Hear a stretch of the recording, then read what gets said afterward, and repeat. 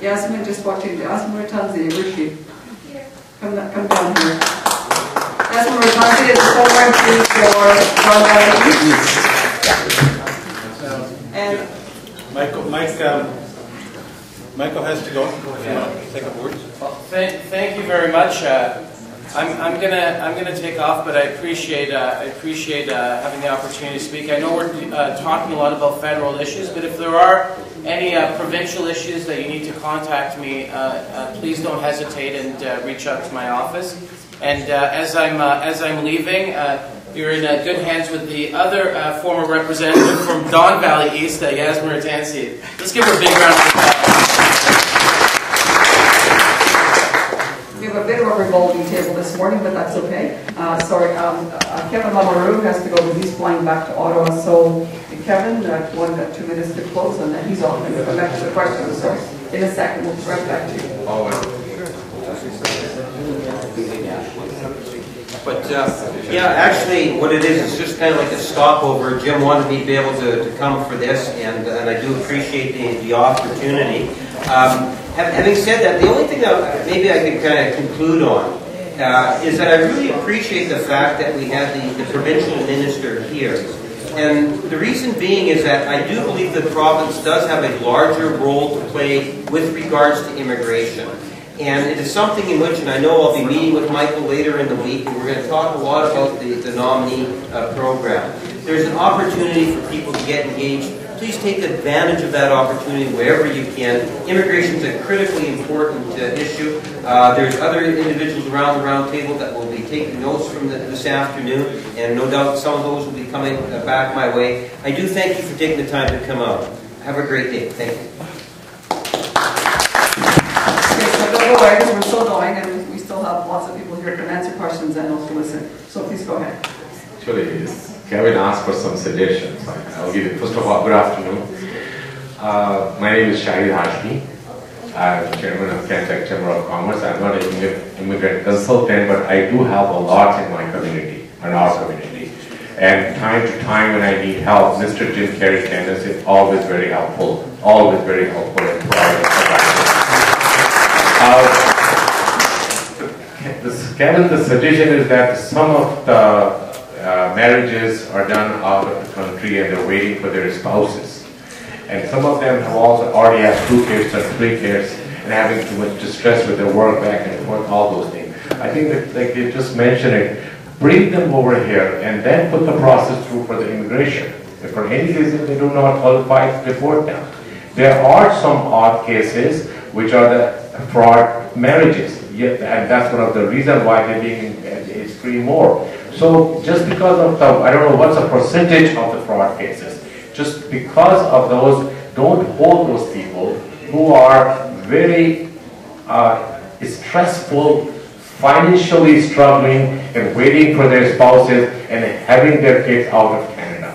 So my suggestion is please kindly bring them to the country and then process through the immigration. Thank you.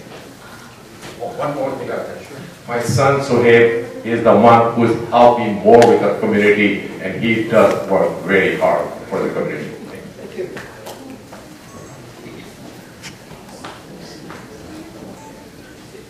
Good afternoon. My name is Hakok Manugyan, and I want to...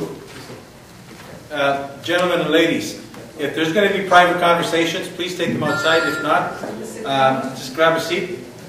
And let's go on. Thank you.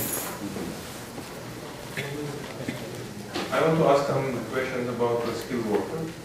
It was 1 year ago it was freeze, and after they announced new occupations, there is no medical workers at all, so like a specialist physician or a family physician. So, doctors never qualified. Okay. Sorry, go ahead. And previous one, it was those specialties in the list. I want to know that is there any new program for specialist physicians or family physicians? And also, second, my question about sponsorship of like a family member, like a brother or sister. province of Ontario doesn't have such a program, and as I know, federal programs also doesn't have. Thank you for the question. Parental reunification, family reunification. This is you sponsored your parents and all your single siblings come with it.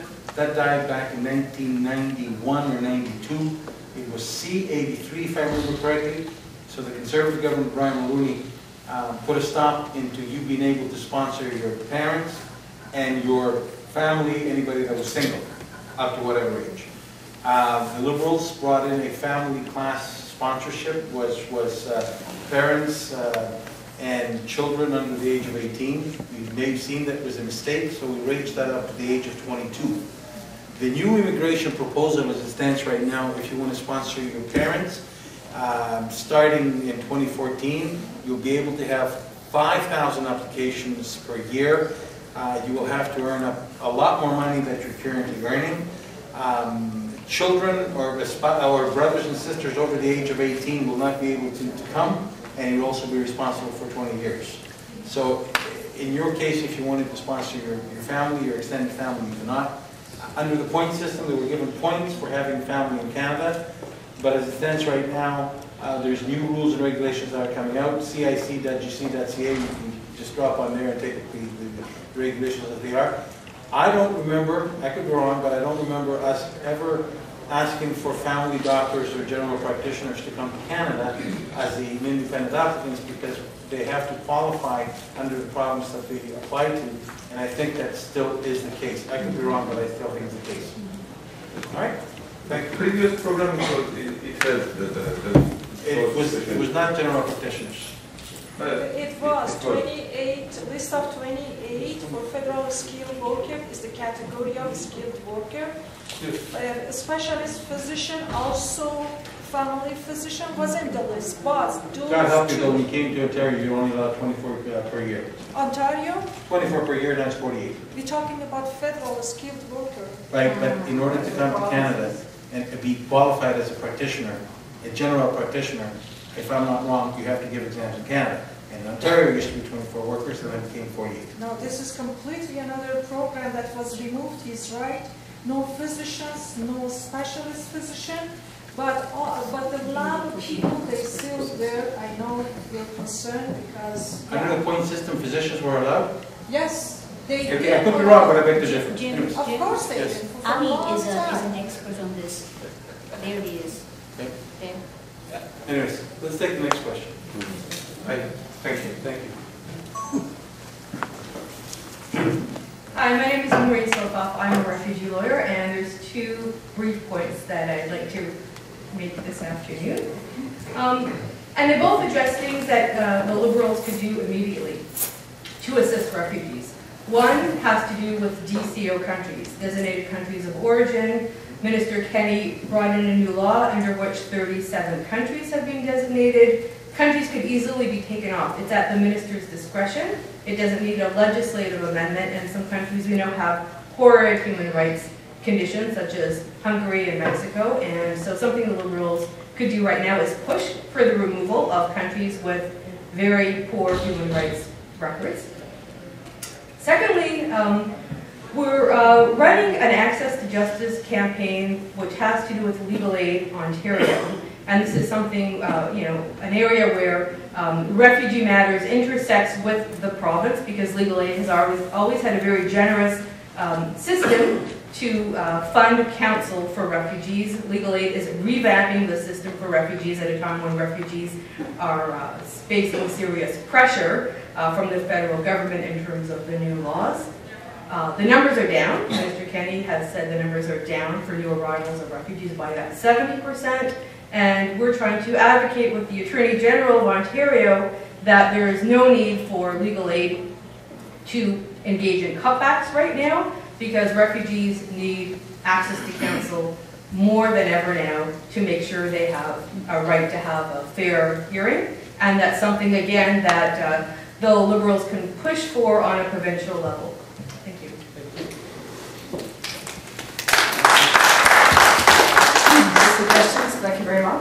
questions? Good afternoon, everyone. I'd like to let you know that Canada is the best country in the world. Very accommodating, very considerate, and very compassionate. But let us not abuse the system. Now my question is, it's just a simple question. How long can we sponsor a living caregiver? How long would it take? Oh, yeah.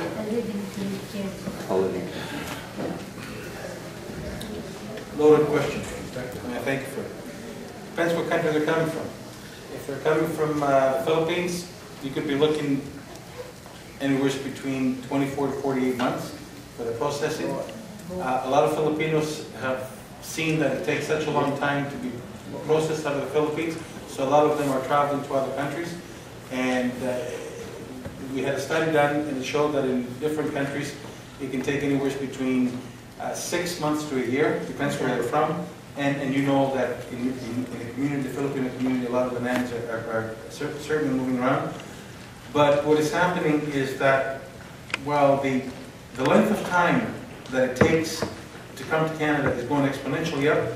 The number of applications and the declining of the rejection was declining very rapidly. So you had this graph that was going this way. Length of time going exponentially up. The applications denial was going exponentially down. So that was caught, that was pointed out to the government, and about 3 years ago, things haven't changed. So the length of time is... Is there a way, as you said, 2015 24 months, is there a way we could speed up the... I know it's there, but is there a way? Look, you got to remember, there's always ways to do things if there's a willingness. Unfortunately, with this Conservative government, there's not a willingness. There's not a willingness when you see applications of people applying from inside Canada to get their citizenship, and that is taking 44 months, 45 months, 46 months. If for whatever reason, when you apply to become a citizen, they don't accept your stay in Canada, and you got to do it. You're asked to do an RQ residency questionnaire. That, if you're in Toronto, 44 months. If you're in Vancouver, 46 months. And I remember asking about Calgary. Calgary was 18 months. It just happened that it's the minister's hometown. So it's discriminating. Unfortunately, one of the things that we've got to do, we've got to make sure that the applications, the processing globally moves in the same speed. So if you're a Filipino applying from the Philippines in order to come to Canada, you shouldn't be having to wait 24 months, 48 months, as if you are somebody which is a Filipino applying from Dubai or Qatar. Thank you. Jim. Thank you. Of course, one way of dealing with it too is that the community can put together a petition. Petitions can be tabled in the House of Commons, and they also sometimes have some impact. Please go ahead. Hi. Good afternoon, everyone, and I hope you can see me at the event. My name is... Yes, ma'am. Yes, sorry. My name is Linda D'Souza, and I work at the University of Toronto. My reason for coming here today is to hear and to understand what I can understand. I want to take this opportunity first to thank you, Mr. Gargianos, for so many things that you've helped me with me and my family and a lot of other people that I know. Thank you so much. I'm really indebted to you. My children were born here, and I have been here in Canada for the past 30 years. And so fortunate, and I want to give that option to any and anyone who really have a solid reason and know that they can contribute to this society and to this wonderful country. I am at a loss to understand how Kenny has the audacity of deciding on his own, or whatever he's getting at, to discontinue all those thousands of people who applied 2006 and later. In one sort of a day, we get to know that their aspirations, their hopes and their dreams to make this their home has all gone down the drain. Why? I feel that if, like my dear, you did mention that there's no backlog. Okay, there's no backlog. So what is the reason why we could not say, okay, we need skilled laborers, we need this profession here. Look through those applications, give those people at least an opportunity. I'm personally standing here, I do not care if I'm here to help someone from Egypt, someone from Pakistan, someone from any country, even if they're not related to me. I am here to help them come into this wonderful land to live like the way I'm living, in peace and harmony. So, what are you guys doing? And just accepting Kenny's idea of this carding all those 2006 applications. How can we give those people hopes that they still can come? I don't want to ask them to reapply. Yeah. Thank you. And I've seen the battle that you put on for that. We're very grateful. When the Liberals left power, there was something like 800,000 cases in the backlog. People were allowed to apply, and there was no determination when you cut it off. And within about a year after them being in power, 2007, the length of time that it took from different sources for people to come into Canada globally went up by 21%. There was a study done. Presented the study in the House of Commons, and I personally went after the Minister of Citizenship and Immigration. That exponentially was going higher in countries such as South Asia, as well as China. We've asked the Minister Monty Solberg at the time, we've asked the Minister Diane Finley, what were they going to do to address the backlog? And I could probably send to you about 20 quotes. And anybody here is more than welcome to ask for them and send them to you. Time after time saying we're going to dedicate more resources, we're going to dedicate more money and everything else in order to deal with the backlog. And at that point in time we said, look, stop encouraging people to come in until we deal with the backlog. This is a contract that people have done. They've chosen to come to Canada, they've given their money, and unless they fail the requirements in the contract that they signed with the Canadian government, then we should not get rid of them. Well, no, we're going to deal with it. So there were omnibus bills that were passed, and those omnibus bills were tied into the budget. So if we didn't seem that we were supporting, and I was a minority government at the time, if we didn't seem that we were supporting the budget, then we were not supporting the country. That was a means of them being able to proceed and shovel those changes through. There was Bill C-50. What other bills were there? It was the refugee bill, C-37. It was all kinds of legislation. And yet when they form a clear majority, they're saying, whoops, that's it, backlog gone. Now, the minister said in 2008, anybody, C-50, anybody before, we will deal with this backlog, and anybody from now on has the opportunity to apply this, this, and this. And fast forward to current arrangements is that we're bringing in 500,000 people a year, foreign workers. And these foreign workers that are coming in are people that are supposed to be coming into Canada to enhance the skills of Canadians. So if you're a foreign worker and I'm inviting you to come to Canada, you must have skills that I as a Canadian do not have. You must come to this business that I'm bringing you into in order for you, after you live 2 years, to leave some of the skills behind. Well, 500,000 foreign workers, unfortunately, is a little bit too much. I am sure that had they data mined the applications, the 280,000 applications, they would have found people that were... There you go. That's exactly, Jim, excuse me. If you say that we do need skilled workers to enhance the skills of our people here, then how do you think that they want any skilled workers in those thousands of applications in 2008? Let me give you some other facts. I put a petition up on my website and I asked these people from overseas to sign so that I would go to Kenya and say don't delete their applications. I received about 4,800 emails. Most of the emails that I received were from China, Africa, and India. So if this is any indication as to where the people that were applying for it were getting deleted, I don't have to say anymore. Mr. Kenny has got to read those 4 words behind me.